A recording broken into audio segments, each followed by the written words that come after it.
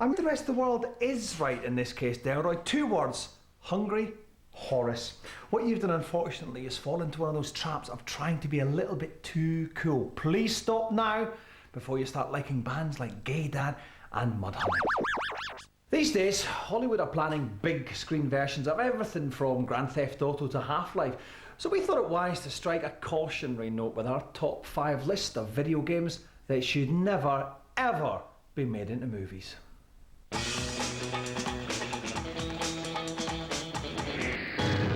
At number 5, Pokemon Snap. This N64 game involves the player taking an utterly pointless quest to photograph Pokemon. There's no adrenaline-pumping car chases here. Instead, you trundle along on a buggy at around 5 miles an hour. Make no mistake, Pokemon the movie would be pish. I mean, as for a finale full of explosions, nudity and special effects, I'm afraid the closest thing to a climax here involves having your pitiful snaps judged by a freaky-mouthed pervert in a shed. Welcome back. At number 4, we have Microsoft's Flight Simulator series. No doubt the press release would describe a movie based on this as a fascinating journey of discovery set in the thrilling world of aviation. The rest of us would call it an excruciating, long-haul, baby-screaming, jam-packed flight to nowhere. Film buffs amongst you might recall that Andy Warhol once made a 21-hour film consisting entirely of the same shot of the Empire State Building. So maybe there's hope yet for Flight Simulator, the movie. Jerry Bruckheimer is probably pitching it right now. Join us later for numbers 3 and 2. Get in! Ah! Oh. Hey, they say that a healthy body, healthy mind. We know that's not true. Let me tell you a secret. I've only got 0.04% body fat, and I still find it hilarious when old people fall over in the street. Some more secrets revealed in today's Behind the Game.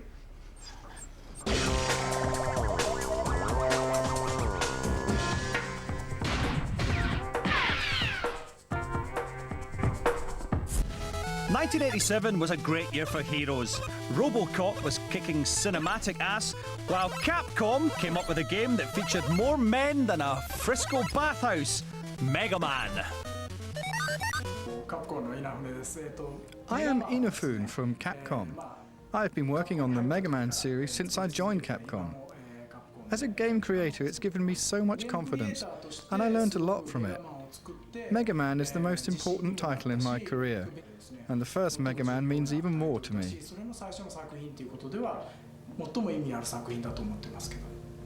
Aww. Originally entitled Rockman in Japan, Capcom set out to make Mega Man a superhero who was a little different from the norm. We wanted to make an action game in which you take weapons from your enemies and become stronger. Back then, normal action games were about killing the enemies, not gaining something.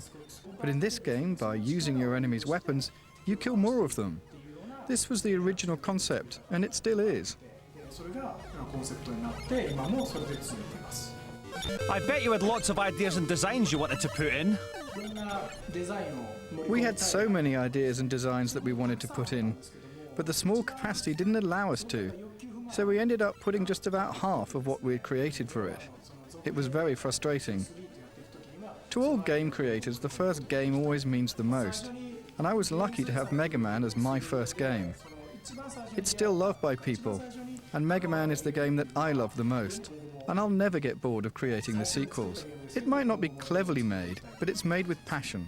That passion is yet to cool over numerous sequels and a merchandise avalanche. As the creator of one of Japan's gaming icons then, surely Inafune-san is loaded. Personally, Mega Man didn't make me rich at all. I think the game has sold well and contributed so much, but somehow it hasn't made me wealthy yet. I'd like to think that day is still to come.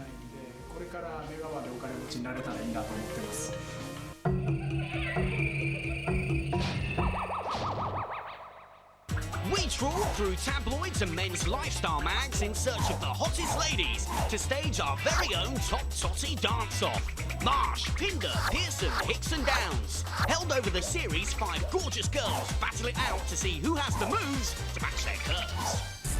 Our look at the table shows little Kaylee Pearson ahead by a country mile with nearly 2 million points. Behind her, Katie Downs has racked up 303,000 and change, and Joe Hicks a bit less. Yes, it is all mine and it's all bought and paid for. Well, as you can see from the shirt, it means it's time for me to get my freak on with another lovely lady who's got an economical attitude to her clothing, shall we say. It's pastry stalwart Michelle Marsh. Welcome to the show. Thank you. How are you? Oh, I get the handshake, just the handshake. It's a start, you know. Have you got a boyfriend? I have, yes. What's he like in 3 words? Scottish, bald and sexy. Oh, that's like I've got 3 cherries in a fruit machine there. Fantastic. No, that's only about 10 pence. I really want 3 crowns or something. Oh, that's all right. So what do you think it is about bald Scottish men that drives women wild? I think it was his accent that did it for me. He's very sexy, very good turn on, very good indeed. Yeah, I know. I mean, I realised that from a very early age. I'm actually Cockney in real life. I just... Just put it on. Yeah, exactly. I mean, perhaps I studied under Ross Abbott and I got the Scottish accent from him. Now, the poet Philip Larkin had this theory that the only real class system in the world isn't about money or social standing. There's 2 groups of people. There's attractive, beautiful people and there's ugly people. You are obviously in the former camp. Would you agree that's the way the world is divided? Beautiful people and mingers? No, not at all. Really? I think beauty's from within, yeah, definitely. But then again, only ugly people say that, so. Well, exactly, that's true. Now, I noticed that you're wearing flip-flops. Yes. Now, I have to say that the Little Dance Stage Megamix game, flip-flops not the best footwear. I know, I've been told I'm going to go barefoot. I'm going to get ready for it. That's good, because obviously if you wear flip-flops, you can get a little bit of chafing. You might even pick up a verruca. And in fact, I wonder, do you know what, in your line of work, if you pick up a verruca, is it like swimming? Do you have to wear one of those blue socks? When you, just in case, if you're all walking on the same floor. Oh my God. Yeah, Yeah, we have to wear special kind of things, not for flip-flop kind of things. Right. Other things. Fantastic. I'll be finding out exactly what those things are a little bit later on in the show, and we will catch up and find out how Michelle does when she gets dancing. Before that, let's catch up with the 3 and 2 spots of our top 5 list of games that should never ever be made into movies. At number 3, it's Harvest Moon, A Wonderful Life. The struggle of the common farmer hasn't been truly represented on film, and as far as we're concerned, the GameCube's Harvest Moon is unlikely to change that. There are a number of reasons why this game should never ever make it to the screen. The leading stars are a small boy and a host of dependent and vulnerable farmyard animals, while the intense heart-stopping action comes from watching a small plant sprout and grow. The supporting characters are toothless simpletons with as much depth as Jade Goody. But the bottom line is this: watching someone massaging a cow's udders for all it's worth is not going to play well at a family-orientated multiplex. At number 2, it's Tetris. Now this would be just plain bizarre. What would the story be? A loving romance about the emotional connection between one block and another? A historical war epic following the dramatic battles fought between the right angles and the straight lines? Or a disaster film in which gigantic Russian blocks plummet from the heavens and smash the world's cities? Unless, of course, a ragtag bunch of heroes can arrange them into straight lines in time. The fact is that Tetris is ideally suited to long hours on the toilet, and that's it. But at least the soundtrack would be alright. The game, nestling guiltily in the number 1 slot, will be revealed in the second part.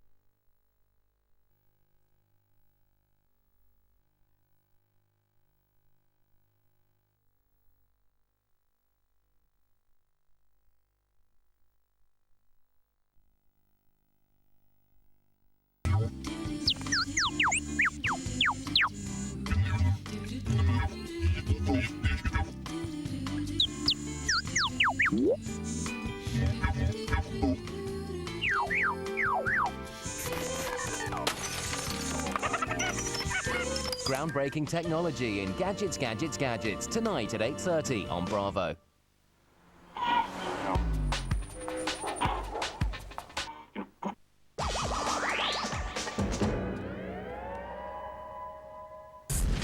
up in the alternative video game show, I slip into something comfortable to meet the Borg. Zelda goes head-to-head with Beyond Good and Evil, and the #1 game that should never be made into a movie. But first, it's over to Steve Morgan for our celebrity challenge as Michelle Mars tries to avoid putting out her own eyes.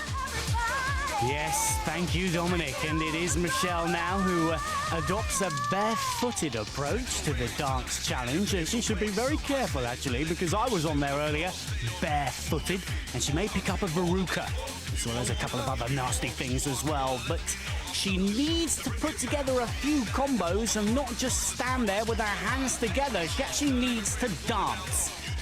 After all, this segment of the show is called the Dance Challenge and not the Stand There and Look Stupid Challenge, although I've got a feeling that may be what we may have to recall it after this. A performance by Michelle, who's just making up moves as she goes along. Look at that. I don't know what she's doing here right now, but oh my word, she's getting a few boos there and it doesn't seem to bother her. Oh, it's just gone dark. But she needs to see the light if she's going to salvage anything out of this whatsoever. Michelle, start dancing. Too late. Oh my God! I thought at one stage I was going to have to come in and rescue you there. You were floundering us slightly there, Michelle. It was all going a bit... Well, I'm a free spirit, you see. I like to do my own thing. I don't like being told what to do, so that's my explanation. Yeah, I liked that at one stage you were with it, weren't you? There was a lot of movement. It was nothing to do with the game, but I know. it was just having fun. it was almost like some art installation. I know, I think I was just drunk again. Well, No excuse. I mean, how did you find it? It's quite a tricky wee thing It's really hard to do. It's really hard. Yeah. Is there anything at all, any challenge you've had that compares to that in your life? Anything that's as difficult as that? No, not really. No. That's flabbergasted me completely. Well, the score you got was 292,385. No way. Yeah, see, that sounds pretty good, doesn't it? Until you look at our league table, you see. And the good news is you're not bottom. Oh, who's bottom? See? No, she's on the bottom, where I like her to be. And in fact, then you're just behind Katie Downs. Okay. Katie's, in fact, just on top of you. Okay. Again, just gets better and better. But you're some way off the lead. Okay. Kaylee, 1.9 million.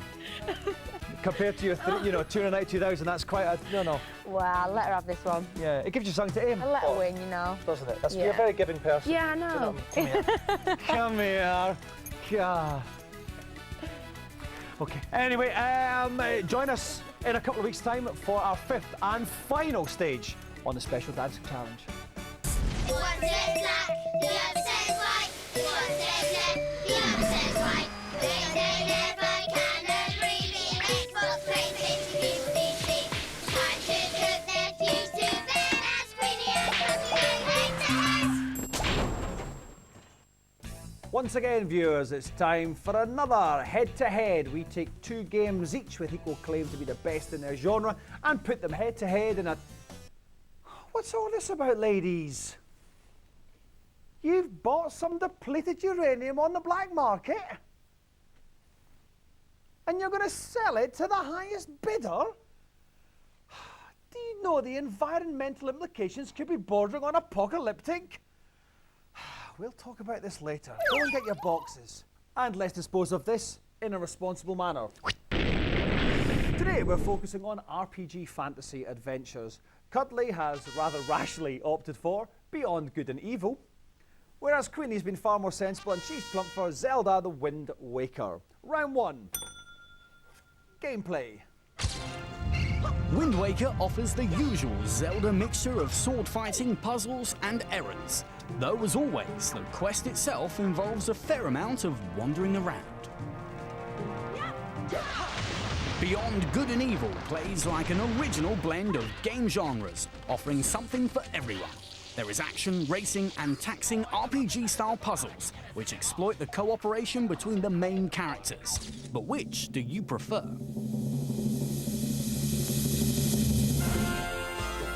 57% of the 100 gamers surveyed said Zelda the Wind Waker had the better gameplay. Round 1 to Zelda. 2 rounds to go. Congratulations, Queenie! The gameplay of Zelda, a thrilling roller-coasting ride of emotion. The gameplay of Beyond Good and Evil, not. Round 2. story. Zelda the Wind Waker resurrects the well-trod story of a courageous young boy who's destined to become a hero and save a helpless princess. It's a classic tale that holds few surprises. Beyond Good and Evil's story sounds like it's taken from a Terry Pratchett novel, with an absurdity that has won favour with fans. Flying fish, a talking pig, and an Italian hologram all feature in a story about intergalactic war and TV news reporting. But which approach do you like the best? 71% of you said Beyond Good and Evil had the better story, meaning it pulls even in round 2. One more round to go. Congratulations to Cuddly then, who's drawn at level by winning the story round. Hey, you know how you did that, don't you? Because people out there are mental. Round 3, graphics. Placing Link in a cel-shaded world was initially controversial, but The Wind Waker proved to be a visually stunning game. The cartoon land, designed with rich colours and textures, is arguably more awe-inspiring than environments built with normal polygons. With Beyond Good and Evil, the artists have shown real visual flair. As well as building solid character animation and dazzling lighting effects, they've ditched FMV and rendered each cutscene with their standard gameplay graphics. But which game looks the best for you?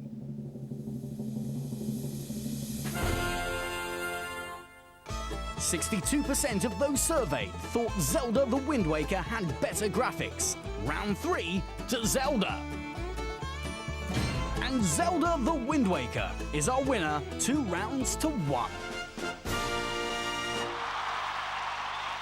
And congratulations, Queenie! Tonking it with Zelda there. I know, commiserations to you, Cuddly. But the fact is, Beyond Good and Evil is a rubbish game. You didn't stand much of a chance. So because of that, we're not going to give you a forfeit this week. No, we're not. All I'm going to say is, just go and have a little check on the levels of that uranium there. No, your biohazard suit had to be dry cleaned. Yeah, no, it did. Seriously, it's fine. On you go. You don't need it. You're okay. Just looking at it. There you go. Just go and just have a little look. Have a little look. Okay. Join us next time for another head-to-head. Time now for our #1 game that should never ever be made into a movie. First, a recap. At number 5, Pokemon Pish. At number 4, the ever so slightly dull Microsoft Flight Simulator the movie. Number 3, Animal Farm Antics. No, not that one. In Harvest Moon, A Wonderful Life. At number 2, the cinematic spectacle of falling blocks in Tetris. But the #1 example of a game that should never be made into a movie. Enter the Matrix. It's hard to imagine how appalling a movie based on Enter the Matrix would be.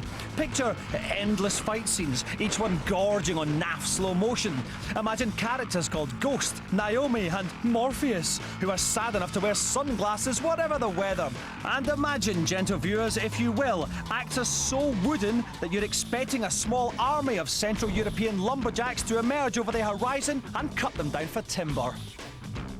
Damn it, Naomi, what are you doing? Actually, I have to confess, unlike the production team, I like the sequels, but I'll say anything for a gag. America is still a country of dreams. Why, even today, a penniless immigrant can turn up on the shores with nothing but hope in his pocket, and within a week he'll be a millionaire. Likewise, a plucky presenter can turn up at the airport with nothing but a vague desire to dress up and act silly, and within a week, he'll have a feature.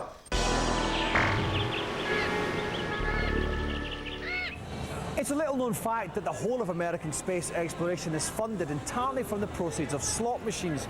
This is why it seems right that Vegas should be host to the Star Trek experience, including the brand new 4D Borg invasion attraction. The only problem is just now, I'm a little bit underdressed for it.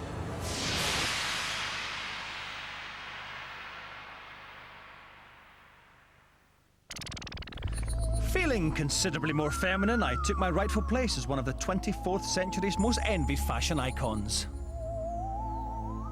Check that ass out. I'm Lieutenant Stevens, and I'd like to extend an official thank you for joining us here at Copernicus. You have all been selected to take part in Project Resistance. And, Doctor, please respond. What is it? I'm preparing the test subjects. We're picking up an unidentified unidentified vessel approaching the station at high warp. I've been warning Starfleet for ages that the Borg were getting ready to attack, and in 4D too. Did they listen? Did they hell? Oh no. The Borg. See? That's exactly what I was telling them was going to happen!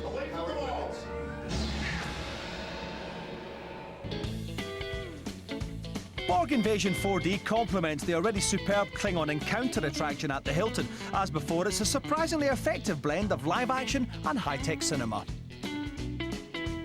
As usual, the Borg Queen is played by actress and MILF Alice Krieger, who appears to be delightfully barking. She will be right there talking to each individual member of the audience, preparing them for assimilation.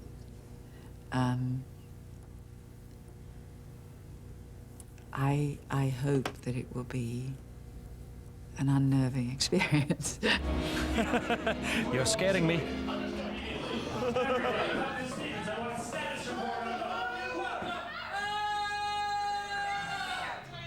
Once the main live-action part of the attraction is over, the audience settles down to a giant screen 3D movie with a few added surprises. The added element of the interactive chairs that the audience sits in, which will sort of, I think, surprise and shock them in ways that they haven't been engaged before. Yeah, like being sprayed in the face with what I can only assume and hope is Borg juice.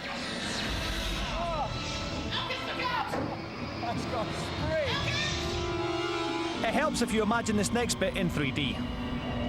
I really fancy it.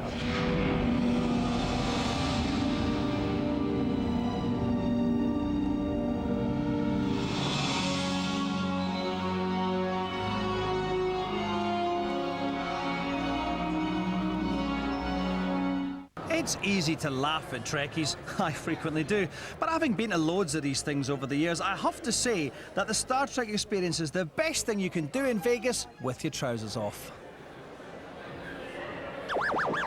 Oh, you're loving this, baby, aren't you?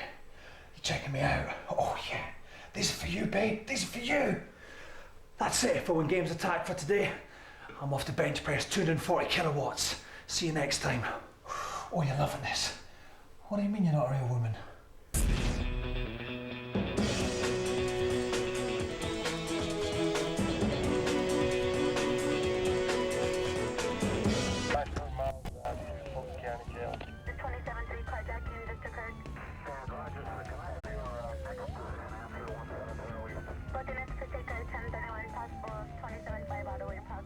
Clear 20 now. With 1832, your CAT is 0805. 9 cycle 2 orbit status DMV, California 2, Charles out of Charles. 9X17 to control. Be advised if you have any shots fired, calls come out in the area of 13500 Victory.